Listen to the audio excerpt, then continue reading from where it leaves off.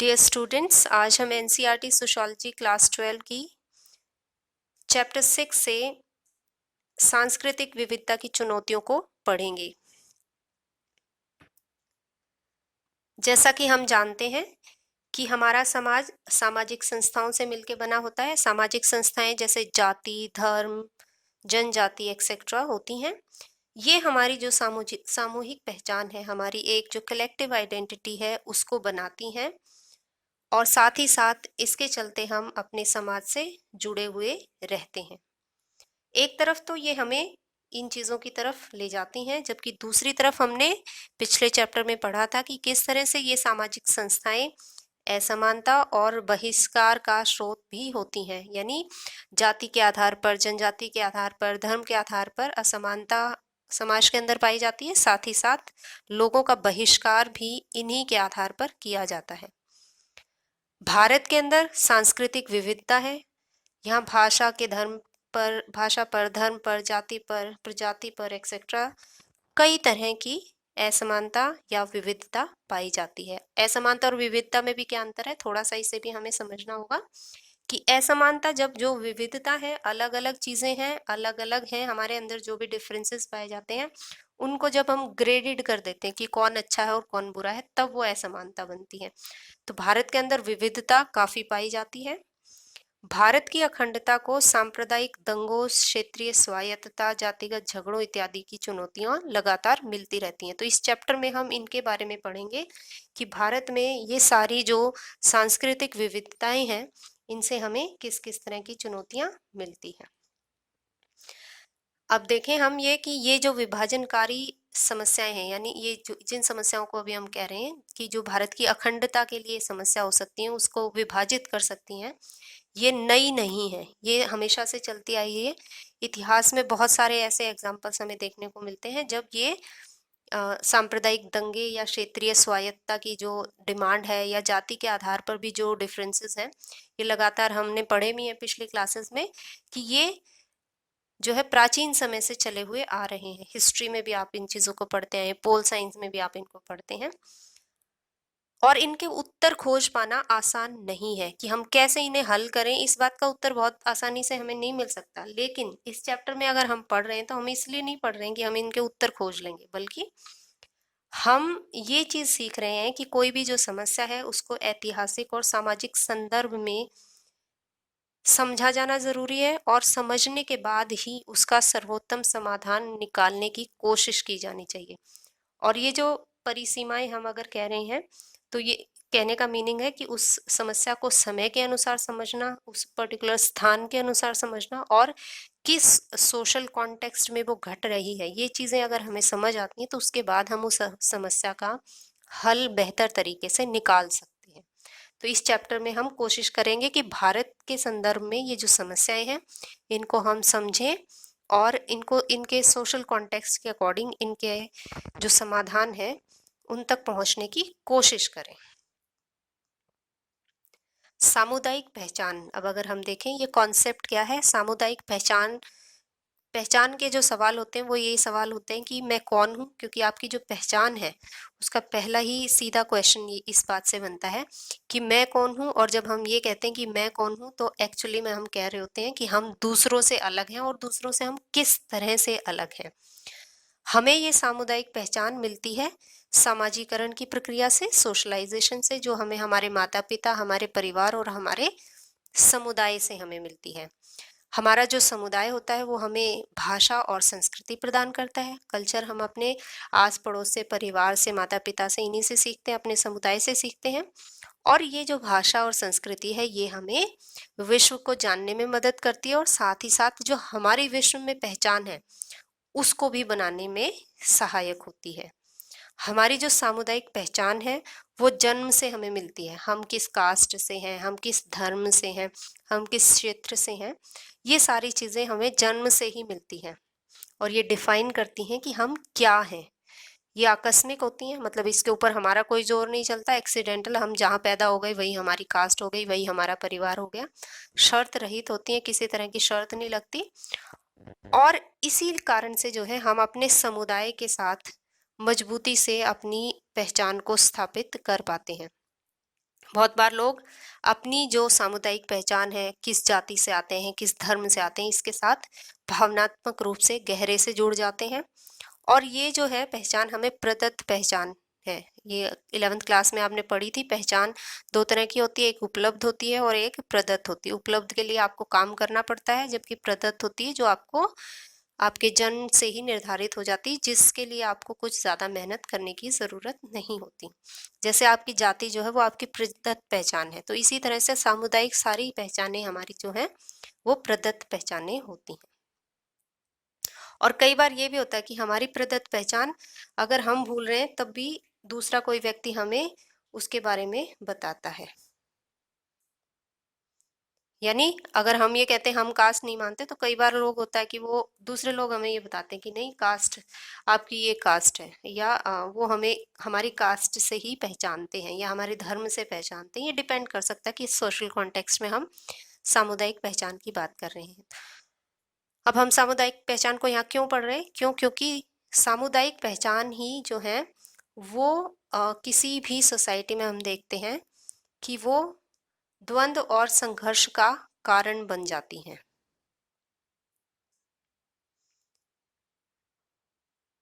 विवाद का प्रत्येक जो पक्ष होता है वो खुद को सही मानता है। अगर कहीं पे भी कोई भी कॉन्फ्लिक्ट होता है, विवाद होता है, तो वो ये मानते हैं कि हम ठीक हैं, हम सही चीज के लिए लड़ रहे हैं और सामने वाला व्यक्ति गलत है और वो अन्याय कर रहा है।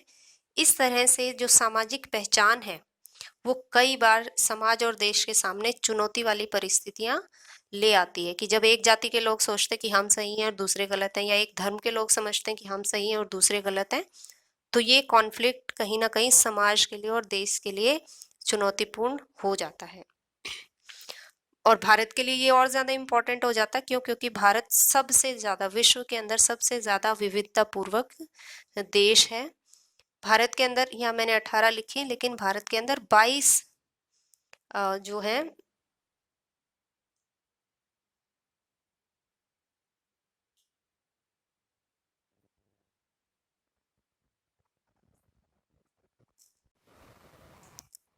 भारत विश्व का सबसे अधिक विविधता वाला देश है। हम इसे इसी सेंस में हम यहाँ क्यों डिस्कस कर रहे हैं? क्योंकि जितनी ज्यादा विविधता पाएगी उतना ही ज्यादा किसी भी देश के अंदर कॉन्फ्लिक्ट होने की जो पॉसिबिलिटी है वो ज्यादा बढ़ जाती हैं। अब एक बार दो टर्म्स और देख लेते हैं कि जो विविधता है वो केवल अंतर पे बल देती है कि ए बी सी कोई तीन लोग हैं तो ए अलग है, बी अलग है और सी अलग है। तो इसको हम विविधता को हमेशा पॉजिटिव अर्थ में लेते हैं कि चलिए ठीक है, सब में विविधता है, सब अलग अलग तरह के लोग हैं। लेकिन जब विविधता असमानता में बदल जाती है तो वो नेगेटिव हो जाती है। विविधता असमानता में कैसे बदल जाती है? जब हम कहते हैं कि ए बेहतर है, ए की कास्ट जो है वो हायर है, और बी जो है क्योंकि लोअर कास्ट से आता है तो बी खराब है।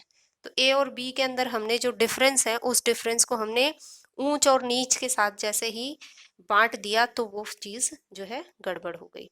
यहीं पे इसीलिए हमें ये ध्यान देने की जरूरत है कि कैसे विविधता शब्द हमें एज समाजशास्त्री यूज करना चाहिए।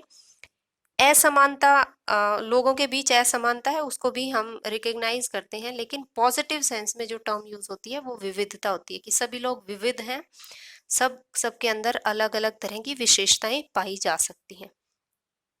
भारत में भाषा को लेकर, धर्म को लेकर, खान पान को लेकर, वेशभूषा को लेकर, परंपराओं को लेकर कई तरह के की जो विविधता है वो पाई जाती है। जैसे भाषा और बोलियों को लेकर भी यहाँ पर 22 या 18 मैंने लिखी है, गलत है, 22 आधिकारिक भाषाएं बोली जाती हैं, 1632 बोलियां बोली जाती हैं। तो देखिए कितना विविध देश है हमारा। और इसी तरह से धर्म को लेकर भी विविधता है और अन्य स्थानों पर भी विविधता है। अब हम इस विविधता को क्यों पढ़ रहे हैं? क्योंकि यही सबसे ज्यादा जो है भारत के सामने चुनौतियां प्रस्तुत करती हैं। अब आपकी बुक में जो है एक जगह ये दिखाया लिखा गया है कि भाई जब विजेता क्षमा याचना करते हैं, वैश्विक स्तर पर अगर हम सामाजिक जो पहचान है उसको देखें और उससे संबंधित जो विवाद हैं या जो मुद्दे हैं उन मुद्दों को अगर हम देखते हैं तो हम इतिहास में ये पाते हैं कि बहुत सारे देशों ने दूसरे देशों के साथ जो उनके संबंध रहे हैं, या एक देश के अंदर अलग अलग जो समुदाय हैं उनके आपस के जो संबंध हैं, उन संबंधों को गहराई से देखने पे पता चलता है कि कुछ समुदायों ने दूसरे समुदायों का कभी शोषण किया हो सकता है, किसी एक पर्टिकुलर समय पे उनका बहिष्कार किया हो सकता है, या उनके साथ भेदभाव किया हुआ हो सकता है।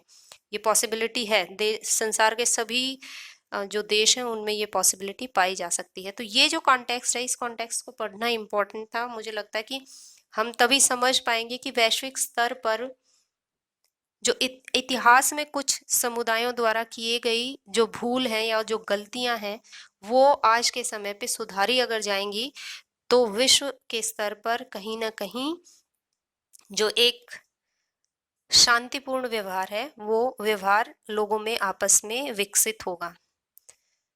चलिए इसको एक बार देख लेते हैं। इसमें क्या लिखा गया है कि जब विजेता क्षमा याचना करते हैं, अक्सर युद्ध में हारने वाले पक्ष को माफी मांगने पर मजबूर किया जाता है। पर हाल ही के वर्षों में हम ये देखते हैं कि जहां विजेता राष्ट्र या समुदाय पक्ष ने अतीत में किए गए अन्य राष्ट्रों और समुदायों के प्रति गंभीर अन्याय, उत्पीड़न और शोषण हेतु वर्तमान में माफी मांगी है। यानी उन्होंने बहुत पहले की, उनके पूर्वजों ने की, और उन्होंने उन गलतियों के लिए आज माफी मांगी है।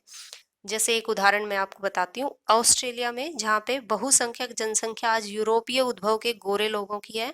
आज के टाइम पे ऑस्ट्रेलिया में ज्यादातर लोग ऐसे हैं जो लोग ऑस्ट्रेलिया के नहीं हैं, वो यूरोप से आए थे और वहाँ यहाँ पर आकर बस गए। ये आधिकारिक तौर पर वहाँ के जो मूल निवासी हैं उनके साथ किए गए अन्याय और बलात् उपनिवेशीकरण के लिए क्षमा याचना की है। इन लोगों ने आधिकारिक तौर पर, ऑफिशियल लेवल पर इन्होंने मांगी है माफी। ऐसी क्षमा याचनाओं का आखिर फायदा क्या है? अगर हम देखें तो ये बेसिकली सामूहिक जो पहचान है उसके आधार पर दो काम करती है। एक तो ये कि ये जो द्वंद्व की स्थिति है उसको कम कर देगी, यानी जो बहुत ज्यादा कॉन्फ्लिक्ट समाज के अंदर पाया जा सकता है मूल निवासियों में और मूल निवासियों का जिन्होंने शोषण किया उनमें, तो उस द्वंद्व की स्थिति को ये कम करेगी। और साथ ही साथ विभिन्न समुदायों को उनकी सामाजिक भूमिका की जिम्मेदारी लेने और अन्यों के साथ न्याय संगत व्यवहार करने की दिशा में ये एक कदम होगा। और जिसके चलते अब कम से कम इस जनरेशन में जो जिस तरह का बहिष्कार पुरानी जो जनरेशन्स हैं उन्होंने सहा है, वो नहीं होगा। अब हम कॉन्सेप्ट पे आते हैं कि राष्ट्र क्या होता है। ये भी एक इम्पॉर्टेंट कॉन्सेप्ट है कि सरल शब्दों में कई समुदायों से मिलके एक जो समुदाय बन जाता है उसे राष्ट्र कहते हैं। राष्ट्र के सदस्य एक ही राजनीतिक सामूहिकता का हिस्सा बनने की इच्छा रखते हैं। राष्ट्र को समझने के लिए सबसे इम्पोर्टेंट बात यह है कि कई लोग मिलकर इस फीलिंग पर आते हैं कि वो खुद को हम कह सकते हैं, कि हम मिलकर इस बारे में बात करेंगे। हम उनके अंदर हम की जो फीलिंग है वो फीलिंग स्टार्ट होती है। इसीलिए वो जो सदस्य हैं उनमें एक ही राजनीतिक सामूहिकता का हिस्सा बनने की इच्छा होती है। इकट्ठे मिलके एक राजनीतिक छतरी के नीचे आते हैं कि हाँ, हम, जैसे अगर हम कहें हम भारतीय हैं, तो जब हम और भारतीय शब्द दोनों इकट्ठे आ रहे हैं, तो जिस समय पे अंग्रेजों ने भारत को गुलाम बनाया हुआ था, तो भारत के अंदर जब ये फीलिंग आई कि हम भारतीय अंग्रेजों को बाहर भेजना चाहते हैं और अपना देश जो है आजाद चाहते हैं, तो इस तरह का जो फीलिंग आई, उस फीलिंग को कहा जाता है राष्ट्र फीलिंग। तो राष्ट्र एक ऐसा समुदाय होता है जो अपने आप को एक समुदाय मानता है और अनेक साझा विशिष्टताओं जैसे साझी भाषा, भौगोलिक स्थिति, इतिहास, धर्म, प्रजाति, संजाति, राजनीतिक आकांक्षाओं पर आधारित होता है। लेकिन राष्ट्र जो है एक या अधिक विशिष्टताओं के बिना भी अस्तित्व में रह सकता है। राष्ट्र उन लोगों से मिलकर बना होता है जो उस राष्ट्र के अस्तित्व, सार्थकता और शक्ति के स्रोत होते हैं। यानी जो इम्पोर्टेंट रोल है वो लोगों का है, और उन लोगों के अंदर हम वाली जो फीलिंग है वो इम्पोर्टेंट है, वो ही राष्ट्र बनाती है। इसीलिए ये कहा गया है कि राष्ट्र का वर्णन तो आसान है पर इसे परिभाषित करना कठिन है। यानी एक सिंपल परिभाषा, एक क्राइटेरिया हम दे दें कि हाँ ये चीजें मिल जाएगी तो वहां पर राष्ट्र हो जाएगा, ऐसा कहना मुश्किल है। लेकिन जो राष्ट्र बने हैं उनको हम कहीं ना कहीं, उनके कुछ कुछ लक्षण हैं जिनको देख के हम कह सकते हैं कि ये राष्ट्र है। किसी राष्ट्र के पारिभाषिक लक्षणों को निर्धारित करना या उन विशेषताओं का पता लगाना कठिन है जो एक राष्ट्र में होनी चाहिए। क्योंकि हर एक जो संभव कसौटी है उसके लिए अपवाद भी है। हम एक बात कहेंगे लेकिन उसके अपवाद में भी हमें दूसरा राष्ट्र मिल सकता है और उसके विरोधी उदाहरण भी हमें मिल जाते हैं। उदाहरण के लिए देखो, ऐसे बहुत सारे राष्ट्र हैं जिनकी अपनी साझा या सामान्य भाषा, धर्म, निर्जातीयता आदि नहीं है।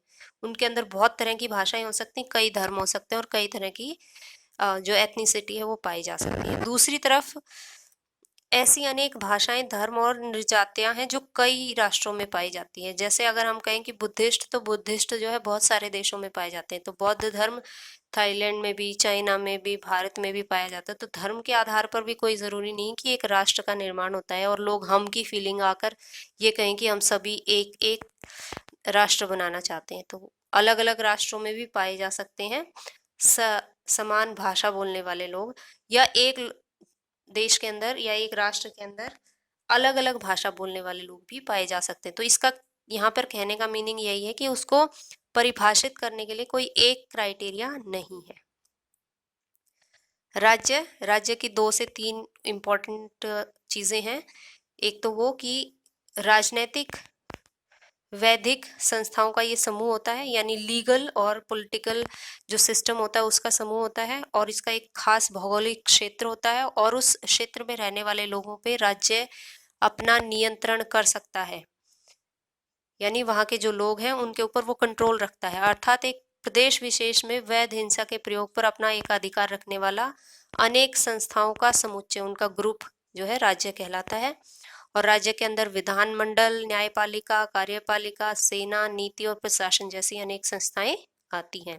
एक दूसरे अर्थ में एक बड़ी राष्ट्रीय संरचना के भीतर एक क्षेत्रीय सरकार को भी यह नाम दिया जा सकता है, जैसे तमिलनाडु की राज्य सरकार, हरियाणा की राज्य सरकार। तो ये 2 अर्थ में राज्य शब्द यूज किया जाता है। राष्ट्र राज्य क्या होता है? जब राष्ट्र, जो अभी हम वाली फीलिंग थी, वो जब राज्य बनाने की तरफ पहुंच जाता है तो राष्ट्र राज्य है। जैसे भारत देश जब बना, इंडिपेंडेंट हुआ, तो भारतीय होने की फीलिंग थी, उस नेशन की फीलिंग थी, राष्ट्र की फीलिंग थी। लेकिन जब ब्रिटिशर्स चले गए उसके बाद हमने अपना देश बनाया। तो देखिए, अब राष्ट्र राज्य जब बन जाता है तो उसमें एक सरकार की एक निर्धारित भौगोलिक क्षेत्र पर संप्रभु शक्ति होती है। तो संप्रभु का मतलब क्या है? उनकी अपनी शक्ति होती है, उनका अपना पॉलिटिकल सिस्टम होता है और वहां रहने वाले लोग उस जगह के नागरिक कहलाते हैं। तो राष्ट्र राज्य, राष्ट्र और राज्य दोनों को मिला के बनता है राष्ट्र राज्य।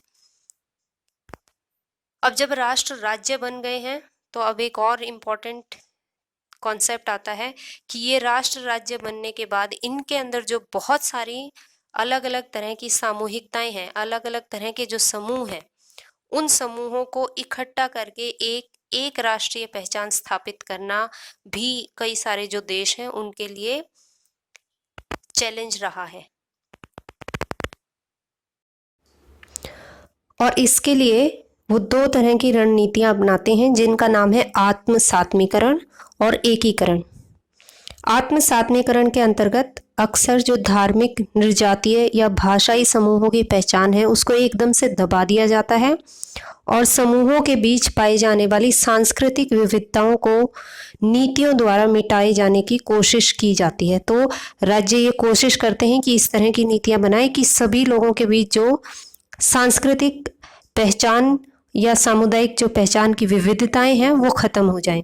इसका परिणाम होता है कि जो अधीनस्थ समूह हैं वो अपनी जो विशिष्ट संस्कृति है उसको वो खो देते हैं और प्रभुत्वशाली यानी जो डोमिनेंट बहुसंख्यक हैं उनकी संस्कृति को अपना लेते हैं। आत्मसात्मीकरण जो है जबरदस्ती करवाया जा सकता है या फिर कुछ लोग इसे इच्छा से भी अपना सकते हैं। दूसरी तरफ जो एकीकरण है वो सांस्कृतिक जुड़ाव की एक ऐसी प्रक्रिया है जिसके अंतर्गत सांस्कृतिक विभेद हैं, जो भिन्नताएं हैं, ये माना जाता है कि वो निजी क्षेत्र की हैं और एक सामान्य सार्वजनिक संस्कृति सभी समूहों द्वारा अपना ली जाती है। तो कहने का मीनिंग ये है कि जो जितनी भी सामुदायिक पहचाने हैं वो आप अपने निजी क्षेत्र में तो मान सकते हैं, लेकिन जब सार्वजनिक क्षेत्र में आप आएंगे तो वहाँ पर ये जो आपकी सामुदायिक पहचाने हैं वो रिकग्नाइज नहीं होगी। इस प्रक्रिया के अंतर्गत आमतौर पे प्रबल या प्रभावशाली जो समूह होता है उसी की संस्कृति को आधिकारिक तौर पर या सार्वजनिक तौर पर ऑफिशियल संस्कृति के रूप में अपना लिया जाता है। तो ये हमेशा डर रहता है एकल राष्ट्रीय पहचान स्थापित करने के लिए कि जो भी दूसरे ग्रुप्स हैं, जो प्रबल ग्रुप नहीं है, जो अल्पसंख्यक हैं, उनकी संस्कृति को लगातार खतरा रहता है और लगातार यह बात भी हो सकता है कि धीरे धीरे उनकी जो संस्कृति है, उसकी जो विशिष्टता है वो खत्म होती जाए। ज़्यादातर राज्य आमतौर पर सांस्कृतिक विविधता के प्रति शंकालु रहे हैं और उन्होंने उसे कम करने या मिटाने की ही कोशिश की है। तथापि अनेक सफल उदाहरण ऐसे भी हैं, जैसे भारत, जो ये दर्शाते हैं कि विभिन्न प्रकार की जो सामुदायिक पहचानें हैं उनको समरूप किए बिना, यानी सबको एक जैसा किए बिना भी एक मजबूत राष्ट्र राज्य बनना पूरी तरह संभव है। यानी सामुदायिक पहचानों को यूं का यूं बनाए रखा जाए, विभिन्नताओं को देखा जाए और विभिन्नताओं में से भी एकता बनाई रखी जा सकती है। इसका उदाहरण भारत है। थोड़ा सा हम देख लेते हैं कि कैसे आत्मसात्मीकरण या एकीकरण की जो पॉलिसीज़ हैं उसमें क्या होता है, किस तरह की राज्य कैसे कैसे प्रोसेस के थ्रू आत्मसात्मीकरण और एकीकरण करने की कोशिश करता है। संपूर्ण शक्ति को ऐसे मंचों में केंद्रित करना जहां प्रभावशाली समूह बहुसंख्यक हो और स्थानीय या अल्पसंख्यक समूहों की जो स्वायत्तता है उसको मिटा देना। प्रभावशाली जो समूह होते हैं उनकी परंपराओं पर आधारित एक एकीकृत कानून और न्याय व्यवस्था को थोपना और अन्य समूहों द्वारा प्रयुक्त वैकल्पिक जो व्यवस्थाएं हैं उनको खत्म कर देना। यानी जो डोमिनेंट ग्रुप है उसी की परंपराओं के अनुसार कानून बना देना। प्रभावशाली समूह की भाषा को ही एकमात्र राजकीय राष्ट्रभाषा के रूप में अपनाना और उसके प्रयोग को सभी सार्वजनिक संस्थाओं में अनिवार्य कर देना। भाषा का मामला भी यही है, क्योंकि भाषा आपकी संस्कृति का हिस्सा होती है। धीरे धीरे जो है, अगर डोमिनेंट जो समूह है उसकी भाषा को ऑफिशियल बना देंगे तो फिर दूसरी जो भाषाएं हैं उनका प्रयोग करना और उनकी जो विशिष्टता है वो धीरे धीरे खत्म हो जाएगी और ये भी हो सकता है कि वो भाषाएं खत्म ही हो जाएं। प्रभावशाली समूह की भाषा और संस्कृति को राष्ट्रीय संस्थाओं के जरिए अपने राज्य नियंत्रित संपर्क के माध्यम और शैक्षिक संस्थाएं जिसमें शामिल हैं उसके द्वारा बढ़ावा देना। प्रभावशाली समूह के इतिहास, उनके शूरवीरों और संस्कृति को सम्मान करने वाले जो राज्य प्रतीक हैं उनको अपनाना। राष्ट्रीय पर्व, छुट्टी या सड़क आदि के नाम इसी तरह निर्धारित करना जो डोमिनेंट ग्रुप के ऊपर हों। और अल्पसंख्यक समूहों और देशज जो लोग हैं, यानी वहाँ के जो लोग हैं, उनसे जमीनें, जंगल और मत्स्य क्षेत्र छीनकर उनको राष्ट्रीय संसाधन घोषित कर देना। ये सारी ऐसी तरीके हैं जिन तरीकों से कोई भी राज्य अपने यहाँ जो बहुत सारी सामूहिक पहचाने हैं उनको दबाने की कोशिश करता है, जैसा हमने अभी ऊपर आत्मसात्मीकरण, एकीकरण की डेफिनेशन में भी देखा। लेकिन साथ ही साथ हमने ये भी बात कही कि भारत एक ऐसा देश है जो कोशिश करता है, भारतीय जो राज्य है, कि विविधताओं को बनाए रखा जाए और उन विविधताओं का आदर भी किया जाए। तो इसी सेंस में हम बॉक्स 6.3 को पढ़ लेते हैं फटाफट से कि राष्ट्रीय एकता के लिए सांस्कृतिक विविधता, एक लोकतांत्रिक राष्ट्र राज्य का निर्माण। तब राष्ट्र राज्य का एक विकल्प है राज्य राष्ट्र, जिसमें राज्य पहले और राष्ट्र बाद में है, जहाँ निर्जातीयता, धार्मिक, भाषा या देशज पहचानों पर आधारित विभिन्न राष्ट्र एक अकेली राज्य व्यवस्था के अंतर्गत शांति और सहयोगपूर्ण एक साथ रह सकते हैं। अध्ययन ये दर्शाते हैं कि बहुसांस्कृतिक राज्य व्यवस्थाओं में स्थायी सहनशील लोकतंत्रों की स्थापना की जा सकती है। विविध समूहों के सांस्कृतिक अपवर्जन को खत्म करने, उन्हें बहुविध और पूरक पहचानों का निर्माण करने के लिए स्पष्ट प्रयत्नों की आवश्यकता होती है। ऐसी नीतियां विविधता में एकता का निर्माण करने के लिए हम भाव जागृत करने के लिए प्रोत्साहन देती है। और जब हम भाव बना रहता है, ये जो वी की जो फीलिंग है, हम की जो फीलिंग है, यही देश को बनाती है। ये तभी रह सकता है जब हम सभी लोगों को उनकी जो भी सांस्कृतिक पहचान है उसको ख़त्म किए बिना उन्हें राजनीतिक जो लोकतांत्रिक जो राजनीति उसमें भाग लेने के लिए प्रोत्साहित लगातार अगर हम करते रहते हैं। और ये भी देखा गया है कि अगर हम जो सांस्कृतिक विविधताएं हैं उनको यूं का यूं बनाए रखते हैं तो लोकतांत्रिक व्यवस्था में जो विश्वास है वो भी ज़्यादा लोगों का पाया जाता है एज़ कम्पेयर टू जहाँ पे लोगों से ज़बरदस्ती एक जैसा बनने की कोशिश करवाई जाती है। तो यहाँ पे ये पूरी जो है हम पढ़ सकते हैं कि भारत के संविधान में इस अभिधारणा को स्थान दिया गया है। यद्यपि भारत सांस्कृतिक दृष्टि से विविधतापूर्ण राष्ट्र है, पर लंबे समय से चल रहे लोकतंत्रों, जिनमें भारत भी एक है, का तुलनात्मक सर्वेक्षण ये दर्शाता है कि अपनी विविधताओं के बावजूद यह एक अत्यंत सशक्त लोकतंत्र है। ये बहुत इंपॉर्टेंट बात है भारत के लिए। हालांकि हम ये भी देख रहे हैं कि आज के समय पे भारत के लिए बहुत तरह की चुनौतियां हैं, जिसमें लगातार खतरा बना हुआ है कि जो हमारा संविधान है उसके साथ भी छेड़छाड़ करने की कोशिश की जा रही है। बीच बीच में सांप्रदायिक दंगे हो जाते हैं। लेकिन फिर भी हम ओवरऑल इस पूरे पैराग्राफ में ये बताया गया कि ओवरऑल ये देखा गया है कि भारतीय जो राज्य है वो कोशिश करता है सेफ गार्ड करने की, साथ ही साथ वो कोशिश करता है कि जो भी विविधताएं हैं उनका आदर किया जाए और उसके अनुसार ही काम किया जाए।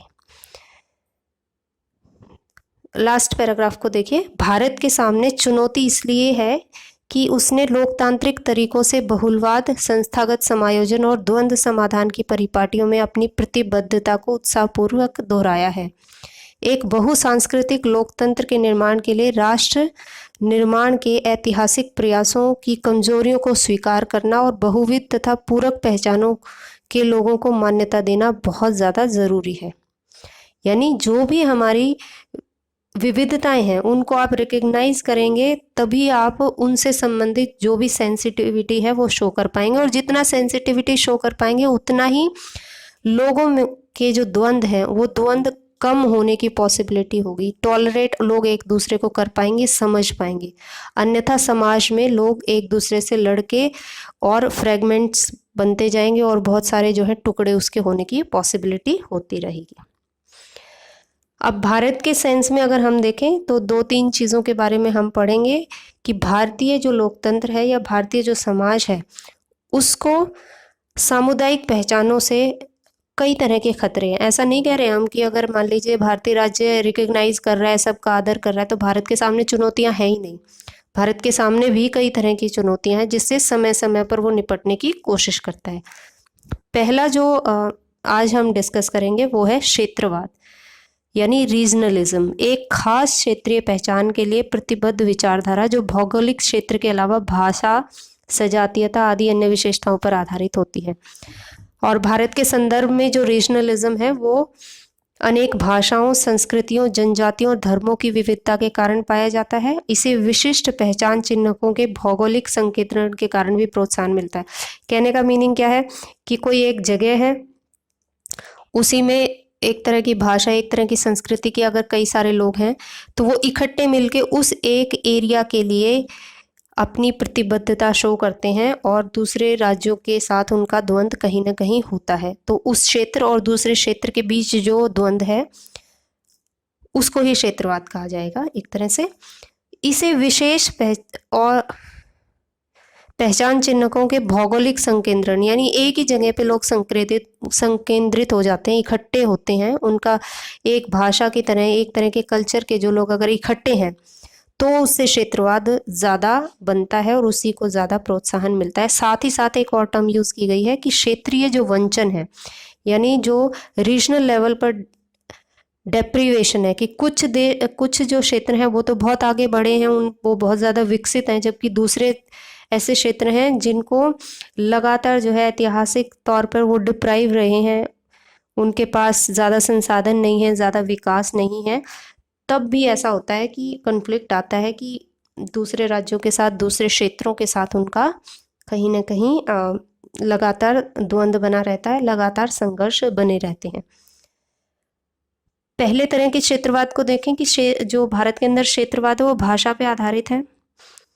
कॉलोनियल टाइम से ही, जैसे जो बम्बई प्रेसिडेंसी या मद्रास प्रेसिडेंसी, जिस तरह से प्रशासनिक क्षेत्र बनाए गए थे अंग्रेज़ों द्वारा, वो भी कहीं ना कहीं भाषा पर आधारित थे। तो अगर बम्बई प्रेसिडेंसी को देखें तो इसके अंतर्गत मराठी, गुजराती, कन्नड़ और कोंकणी बोलने वाले लोग थे। तो ये एक क्षेत्र बन गया। दूसरा क्षेत्र मद्रास की तरफ से बना जिसमें तमिल, तेलुगु, कन्नड़, मलयालम इत्यादि भाषाएं बोली जाती थी। और खासकर हम ये भी देखते हैं कि स्वतंत्रता के बाद भारत में बहुत सारे जो राज्य बने हैं वो भाषाई राज्य ही बने हैं। जैसे महाराष्ट्र मराठा बोलने वाले, गुजराती बोलने वाला गुजरात है, तो उस तरह से जो है कुछ कुछ राज्य तो बिल्कुल ही लिंग्विस्टिक जो लाइंस हैं उन पे बना है। और हाँ, आप इसके बारे में और ज़्यादा जानकारी अगर लेना चाहते हैं तो 6.4 जो बॉक्स है उसको आप पढ़िए। क्षेत्रवाद एक और अन्य जो आधार है वो जनजाति हैं, और इन जनजातीय आधार पर जो संघर्ष हुए, कुछ राज्य अलग हुए, छत्तीसगढ़, झारखंड और उत्तरांचल 2000 में बने। और इनमें जो है इनके निर्माण में जनजातीय पहचान ज़्यादा इम्पोर्टेंट थी कि इन जनजातियों ने अपने लिए अलग क्षेत्र मांगे, और इन्होंने कहा कि जिन राज्यों के साथ ये हैं वो राज्य कहीं ना कहीं इनको इनका जो ड्यू है, जितना इनको फ़ायदा मिलना चाहिए, बजट का हिस्सा मिलना चाहिए, रिसोर्सेज का हिस्सा मिलना चाहिए, वो नहीं मिल रहा है, इसलिए इनका क्षेत्र अलग कर दिया जाए। तो इस तरह से यहाँ पे हमें जनजातीय पहचान दिखती है। क्षेत्रीय भावनाओं को आदर देना मात्र राज्य निर्माण के लिए काफ़ी नहीं है, बल्कि इसके लिए एक संस्थागत ढांचा भी होना चाहिए जो यह सुनिश्चित कर सके कि एक बड़े संघीय ढांचे के अंतर्गत स्वतंत्र इकाई के रूप में ये जो क्षेत्र है वो चल सकता है। तो कहने का मीनिंग ये कि सिर्फ सरकारें ये कहें कि भाई हम तो बहुत ज़्यादा आदर करते हैं, ये कोई सिर्फ इतने चीज़ से काम नहीं चलेगा, बल्कि उसके लिए एक संस्थागत ढांचा होना चाहिए जिससे अलग अलग जो क्षेत्र हैं उनको सेंसिटिवली देखा जाए, और ऐसे क्षेत्र जो पिछड़े हुए क्षेत्र हैं उनको कहीं ना कहीं विशेष सपोर्ट देकर उनको दूसरे जो राज्य हैं या दूसरे जो क्षेत्र हैं उनके बराबर लाने की कोशिश की जाए, ये इम्पॉर्टेंट होता है। और सरकार को ऐसा कोई मैकेनिज्म ढूंढने की ज़रूरत होती है। केंद्र व राज्यों के बीच राजस्व का बंटवारा पंचवर्षीय योजनाओं में राज्यों हेतु विस्तृत योजनाएं या स्पेशल पैकेज एक्सेट्रा देने का जो काम है वो ऐसे ही संस्थागत ढांचों के अंतर्गत किया जाता है। खास अब अगर हम देखें कि जो उदारीकरण का जो समय है जो कि 1990 से स्टार्ट हुआ है, उसमें भी क्षेत्रवाद के जो इश्यूज हैं वो लगातार दोबारा हमारे सामने आ रहे हैं। क्योंकि उदारीकरण के चलते जो अंतर क्षेत्रीय आर्थिक और आधारभूत ढांचे से संबंधित असमानताएं हैं वो और ज़्यादा बढ़ रही हैं। लगातार जो पॉलिसी मेकर हैं, जो पॉलिटिशियंस हैं या फिर जो इंटेलेक्चुअल्स हैं, उनके लिए ये चिंता का विषय बन रही है। ऐसा क्यों है? क्योंकि जो निजी निवेशकर्ता हैं, जो प्राइवेट इन्वेस्टर्स हैं, जो उदारीकरण के चलते अब पैसा लगा रहे हैं मार्केट में, तो जो इन्वेस्टमेंट है वो लोग ऐसी ही जगहों पे इन्वेस्ट कर रहे हैं जहाँ पर ऑलरेडी रिसोर्सेज हैं, जहाँ पहले से ही आधारभूत ढांचा है, जहाँ पहले से ही अच्छी सुविधाएं हैं। तभी वो ये अपना पैसा लगाएंगे ताकि उससे ज़्यादा से ज़्यादा उन्हें मुनाफा हो। इसके चलते क्या होगा कि जो विकसित हैं वो और ज़्यादा विकसित होंगे, लेकिन जो अविकसित क्षेत्र हैं वो और ज़्यादा अविकसित रह जाएंगे, उनको विकास का कोई फ़ायदा ही नहीं मिलेगा। तो ये बात कही जा रही है कि लेकिन जब सरकार इस तरीके से देखती है कि वो कोई भी नया इन्वेस्टमेंट करती है तो वो अपने मुनाफे के अलावा जो क्षेत्रीय समदृष्टि है कि सारे क्षेत्र जो है समान दृष्टि से विकसित होने चाहिए, वो इस बात पर महत्व देती है। तो भारत के कॉन्टेक्स्ट में क्षेत्रवाद को हमने पढ़ा कि किस तरह से सामुदायिक जो पहचान है उसका एक चैलेंज भारत के सामने है। आज की क्लास में हम बस इतना ही पढ़ते हैं। आगे हम सांप्रदायिकता के बारे में भी पढ़ेंगे, और इस चैप्टर के बचे जो भी पार्ट है वो नेक्स्ट वीडियो में हम डिस्कस करेंगे। आई होप आपको ये वीडियो पसंद आया होगा। वीडियो पसंद आया तो लाइक करें, शेयर करें, कमेंट करें, और चैनल को अगर अभी तक सब्सक्राइब नहीं किया तो सब्सक्राइब करें। Thank you.